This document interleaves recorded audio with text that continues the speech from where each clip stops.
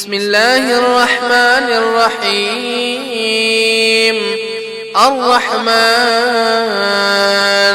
علم القرآن خلق الإنسان علمه البيان الشمس والقمر بحسبان والنجم والشجر يسجدان والسماء رفعها ووضع الميزان ألا تطغوا في الميزان وأقيموا الوزن بالقسط ولا تخسروا الميزان والأرض وضعها للأنام فيها فاكهة والنخل ذات الأكمام والحب ذو العصف والريحان فبأي آلاء ربكما تكذبان خلق الإنسان من صلصال كالفخار بمحمد صلى الله عليه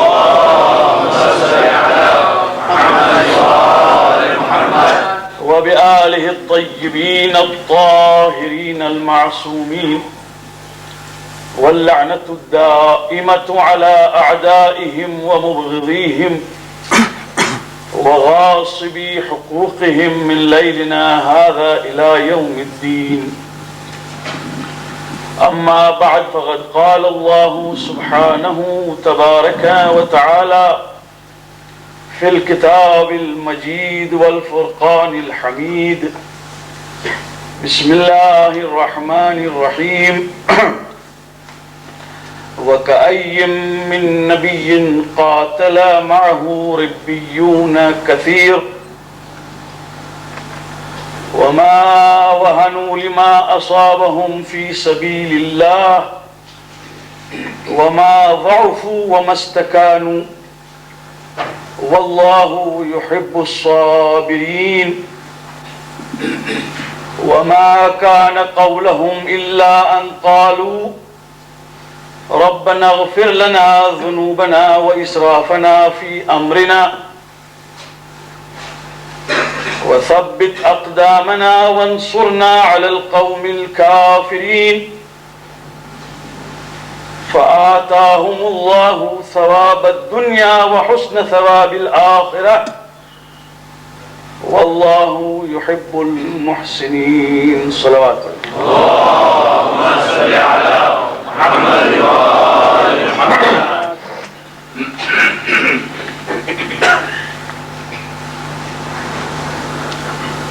This is the first night of Muharram.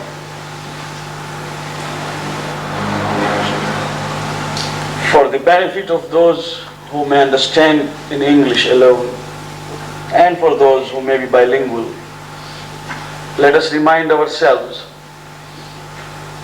that from now onwards till on the day of Ashura, we are not going to be alone in this Imambar. On every night, we are going to be in company of that said mother of Imam Hussein alayhi salam, whose name is Fatima Zahra, who was concerned about the commemoration of the tragedy ever since Imam Hussein was born. When she asked her father, when she was told about the martyrdom, as to whether there will be anyone to mourn him, to cry over him, to shed tears over him, and the Prophet wept. And then he told her that I shall not be alive, Ali will not be there, Fatima, you will not be there, Hassan will not be there. At that moment, Janabi Fatima said, Father, if none of us will be there, who will be there to share the grief and sorrow and to mourn over that martyr? And the Prophet said, Fatima, Allah is going to create a class and group of people who will, till the day of judgment, assemble on occasions to remember the martyrdom of Karbala and shed tears forever, so that the mission of Hussein ibn Ali remains alive forever. Remember, history is not only a bundle of events which have gone by. History is never dead, especially so if it is a history pertaining to the truth. We can remember many things of the past which may not be important. We can easily forget. Remembering those frivolous events and insignificant matters might not be very important. But you can't forget those affairs and those matters and those events which have a telling effect upon your making, upon your existence. Let us take an example of this, Imam Bar. In this hall, which is still not yet ready, we are sitting tonight in fulfillment of our prayers to God last Muharram, that we be granted opportunity to celebrate Muharram in a new building. But ever since we prayed, ever since we called for that assistance from Allah, till today there has been history, a history which will never be forgotten. History of sacrifice by the people, history of donations from young and old, history of a donation from that young orphan girl who wrote me a note 2 years ago to say that I had saved 20 pounds for buying a computer. My mother tells me that Imam Hussein needs it now, and I'm giving it to you in the name of Hussein ibn Ali. That is history. In Eid al-Fitr this year, one young girl drew a small Eid card, her own drawing. You can imagine it was just a scribble. And she went to so many of her relatives to sell that card. I have drawn this card. And the card was bought by many from the family and outside. And a sum was sent to me along with the card by that small girl saying, this Eid card is for Hussein ibn Ali. And 3 weeks ago, a young girl wrote me another note to say, I'm sending you this money because my mother tells me that Imam Hussein needs it. These small letters written by young girls and young boys, and those sums which have come from all of you, often again and on, that and the sacrifice of time by the management committee, by the people who are concerned, is going to be an indelible part of our history which can never be forgotten. When you will grow old, you will tell your children that this Imam Bara, when it is fully, inshallah, ready, with all the facilities that we want in it, at that particular moment you will tell your children that we sat in this Imam Bara when the plasters were still not yet ready. This sort of history cannot be forgotten. History which formulates life. History which forms an inalienable part of your lives cannot be forgotten. Imam Hussein alayhi salam's sacrifice on the plains of Karbala under the scorching sun of Iraq cannot be forgotten, not because it was a simple death, but because that sacrifice which he gave was for saving Islam. Remember, if he had not given that life and the lives of his dear ones, there would have been no Ashhadu an la ilaha illallah which you heard just now. There would have been no sajda, there would have been no ruku, there would have been no name of Allah subhanahu wa ta'ala after the death of the Prophet sallallahu alayhi wa sallam.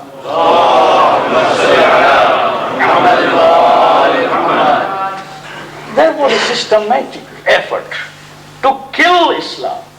Abu Sufyan used to tell people, I thought when Muhammad will die, there shall be no Islam. إِذَا مَاتَ مُحَمَّدٌ مَاتَ دِينُ. When Muhammad will die, his deen and his religion will also die. And look at what has happened. It has not died. We thought if Muhammad had a son, the son will inherit. But Muhammad died without a son. We were so hopeful, so optimistic. There is none to carry on the message. But who is carrying on the message? We do not know. At that time, Ali ibn Abi Talib was there in the mosque. He heard Abu Sufyan say this, and he answered him and said, it is not Muhammad's mission. It is the mission of Allah, Al-Hayyul Qayyum. Ever living, ever sustaining. And if He is the guardian of that mission, it will not die. It has come to stay till the day of judgment. But there was an effort. And the effort was such that on Wednesday, Muawiyah could lead Muslims for Jummah prayers. Wednesday. Muruj al-Dhahab, the earliest historian, Mas'udi, writes in his famous book, Muruj al-Dhahab, that when the army for Battle of Siffin was about to move, to be mobilized, people told him, Muawiyah, wait for Jum'ah, we shall move after Namaz Jum'ah. It was Wednesday. He said, don't worry, tell the Syrians to assemble, I will lead Jum'ah prayers on a Wednesday. And he led the prayers and people followed. Not only that, once a person from Kufa entered Syria with a camel, a she camel. And suddenly one Syrian, looking at that camel, beautiful, healthy, seized it and tried to run away with it. He actually ran away with it. The fellow from Kufa entered his complaint and he came for a hearing before Muawiyah, in presence of Muawiyah. The Syrian who had taken away the camel was brought in the court. Muawiyah says, now, to whom does this camel belong?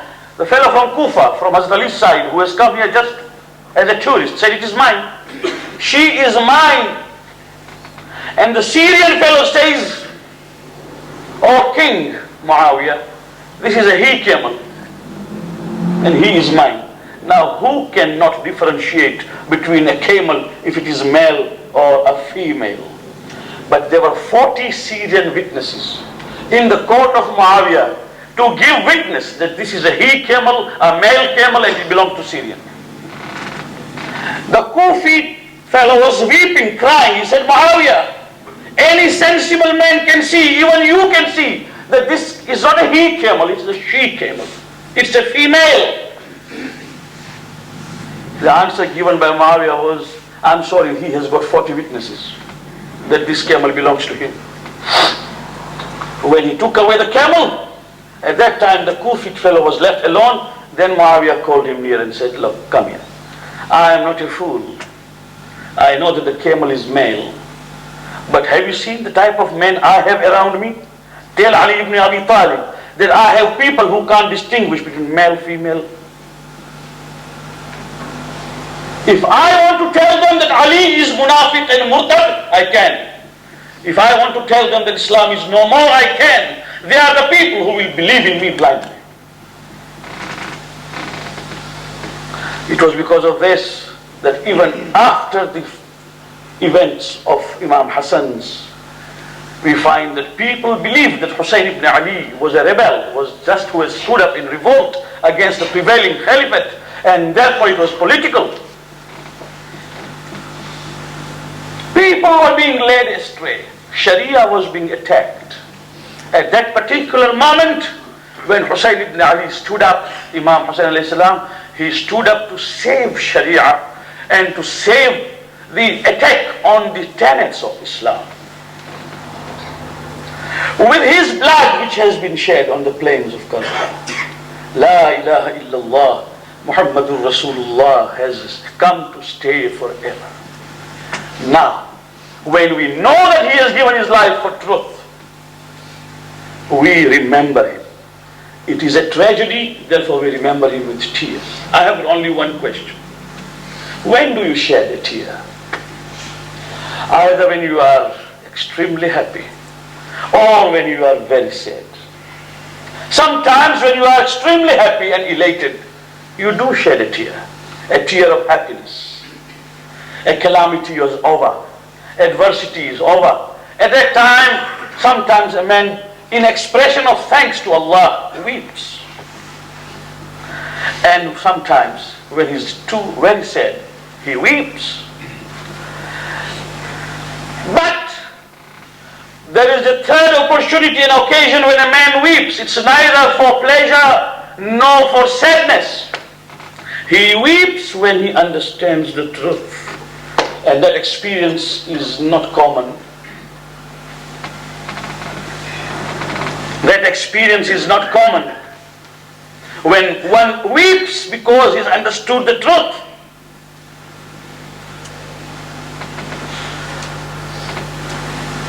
When the delegation came from Ethiopia to meet the Prophet, they asked the Prophet to read something from Quran.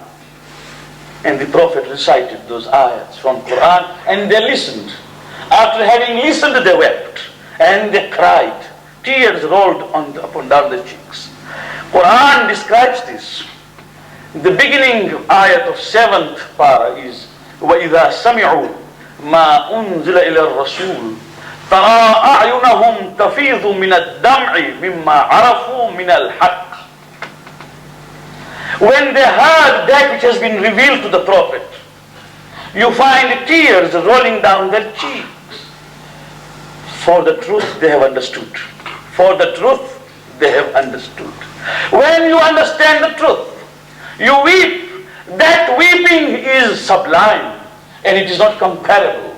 We do not weep only because Hussein ibn Ali, who was beheaded, only it's not that matter.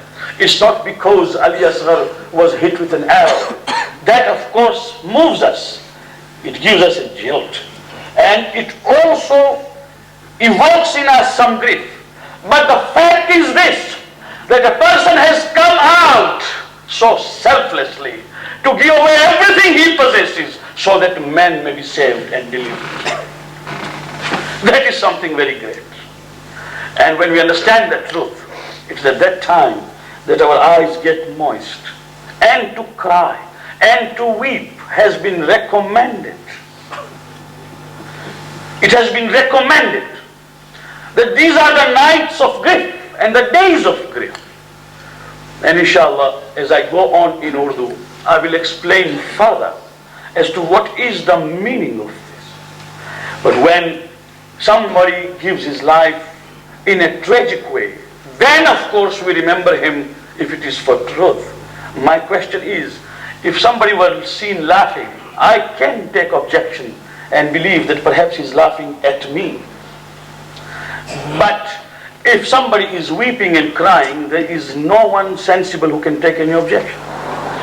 Even then, despite that, the whole world is asking us, why do you cry?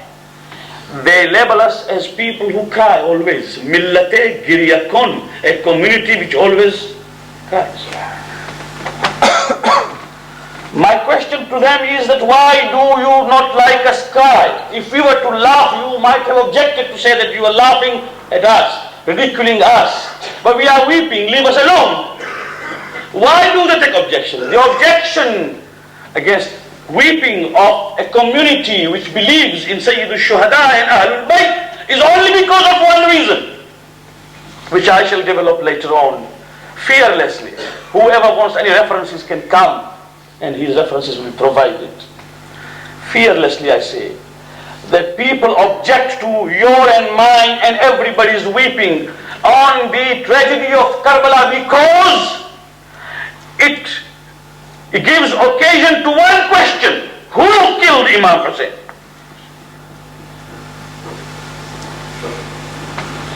The first answer will be Umar Sa'ad or Shimr. Shimr killed physically. At whose command Imam was killed? Umar ibn Sa'ad. Who said Umar ibn Sa'ad? Yazid ibn Ziyad, Abdullah ibn Ziyad. Whose governor was Abdullah ibn Ziyad?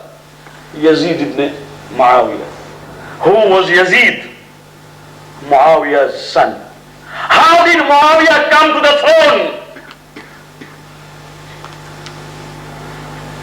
How did Muawiyah come to the throne? History will take us very far away.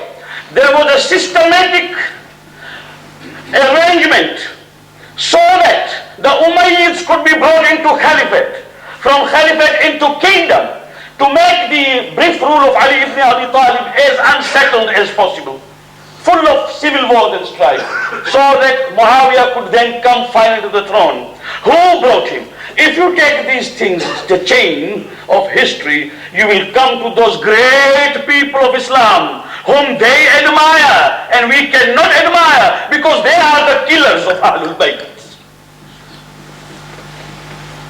One drop here, one drop is a protest, is a silent, feeble voice of agony against the torture meted out to Ahlul Bayt. They know it. When a Shia will cry, he knows why he cries. And in every drop there is a chain of history. Every drop is a protest. And they want to stop it. They want to stop this. They don't want their own elders to be censored.